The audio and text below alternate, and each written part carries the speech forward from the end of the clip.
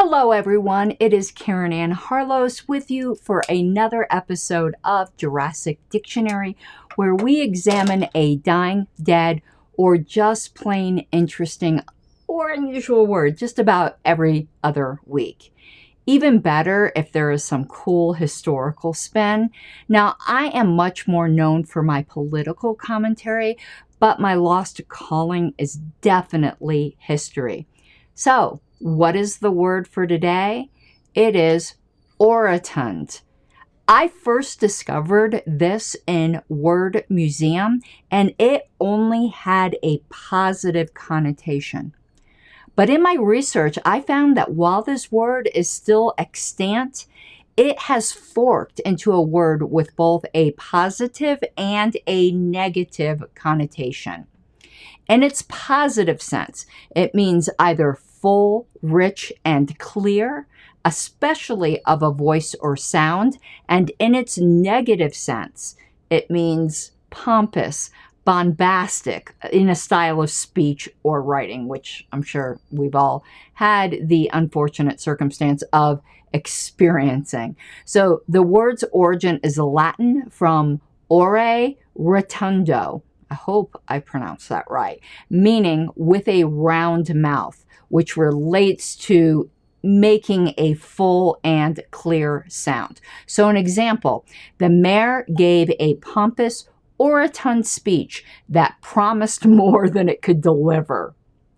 These are the two meanings listed in the Oxford English Dictionary Online's entry for the word orotund, one of which, the more positive one, is labeled as obsolete. So it says originally of a voice, speaker, or utterance, imposing a clear, resonant sound, such as is suited to public speaking, reading, or recitation. This is from 1799, but it's now frequently used in a contemptuous sense, such as inflated, bombastic, pompous, magniloquent. That is a word we should look into. The term's adoption reflects the era's fascination with classical rhetoric, which I think we need to get back to, and elocutionary training. Boy, that's another awesome phrase. Influenced by Latin education in Britain and America.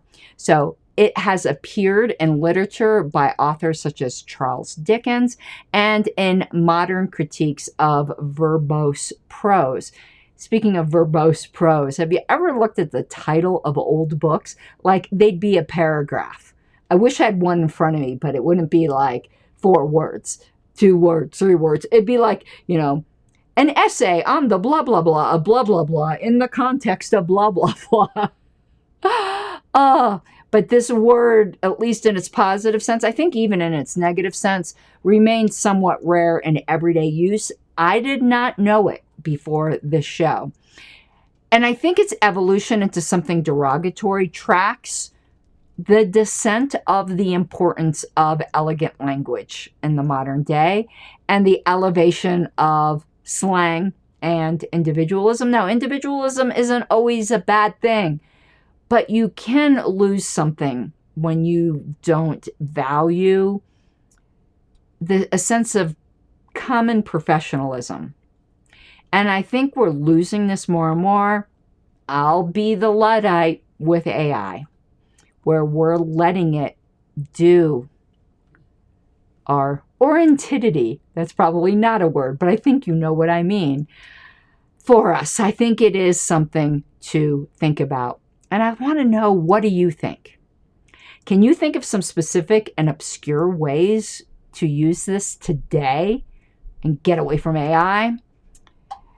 So, if you like what I'm doing, please consider subscribing to this channel. I'd really appreciate it. And please consider checking out my other channels. My main one at Pink Flame of Liberty, which is my political channel, discuss libertarian politics and sometimes history, all from a radical libertarian perspective, and also Pink Parliamentarian. Yes, I know I don't look the part, but I am a registered parliamentarian.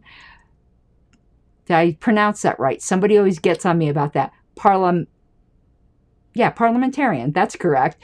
And it's parliamentary procedure. Okay. That's me correcting my own pronunciation. But that show will give you, and that's Pink Parliamentarian, helpful tips and hints on Robert's Rules of Order.